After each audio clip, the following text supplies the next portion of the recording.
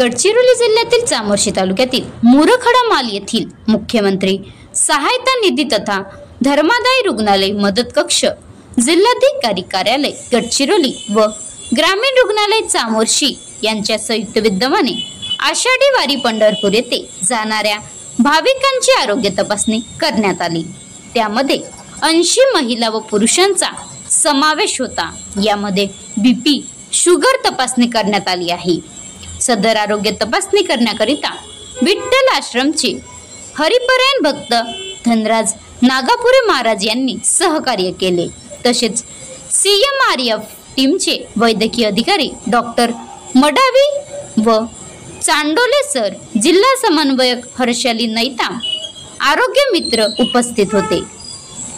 Maharashtra live news reporter Dhanraj Wasekar, taluka प्रतिनिधी चामोर्शी। आता गाडीवर मोबाईल नंबर नाही तर इमर्जन्सी QR कोड वापरा, जे तुम्हाला अडचणीच्या वेळी साथ देईल। बनवा व्हिडिओ, पाठवा व्हिडिओ, आम्ही तुमच्या न्याय हक्कासाठी लढा देऊ। ताज्या बातम्या व घडामोडींसाठी पाहत राहा फक्त महाराष्ट्र लाईव्ह न्यूज।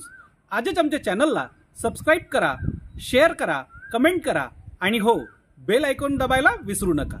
जय महाराष्ट्र।